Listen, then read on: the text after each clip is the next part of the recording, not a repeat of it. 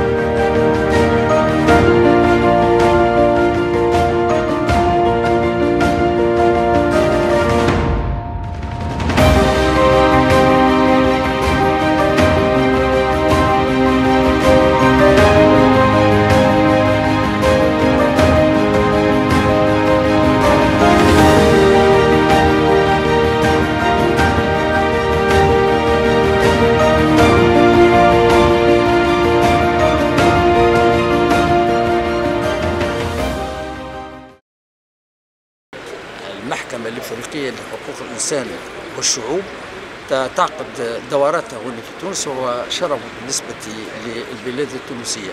وتونس ممثلة في شخص الأستاذ رافع بن عاشور، هي عضو في هذه المحكمة، وقد انخرطت فيها من أوائل الدول الإفريقية التي انضموا إليها. Il s'agit de la Cour africaine des droits de l'homme et des peuples, qui est une juridiction continentale, c'est-à-dire créée au sein de l'Union africaine par les États membres pour protéger les droits de l'homme en Afrique.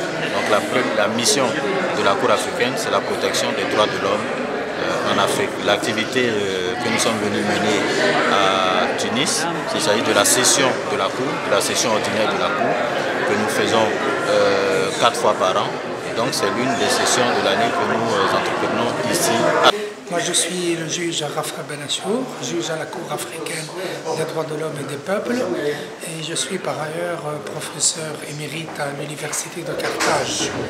La Cour africaine des droits de l'homme et des peuples, comme son nom l'indique, est une cour qui est compétente pour examiner les différents relatifs aux droits de l'homme et des peuples, et notamment les violations de la Charte africaine des droits de l'homme et des peuples adoptée en 1981 par l'Organisation de l'Unité africaine, et tout autre instrument pertinent des droits de l'homme qui a été ratifié par l'État concerné.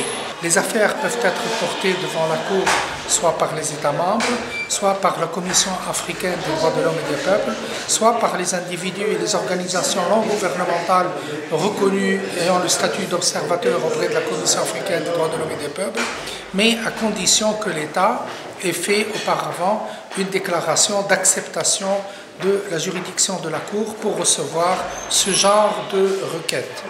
La Tunisie a fait cette déclaration l'année dernière, au mois d'avril 2017, et elle compte parmi les 8 États qui ont fait cette déclaration.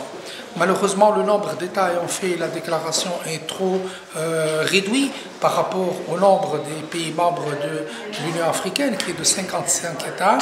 Et la Cour fait toujours des visites de sensibilisation pour que les États fassent cette déclaration. Lors de cette session, nous allons faire le travail judiciaire ordinaire de la Cour, c'est-à-dire que nous allons délibérer sur les requêtes que nous avons, qui sont en instance, qui sont pendantes, et nous allons, à la fin de la session, rendre entre 5 et 7 arrêts dont l'examen est terminé.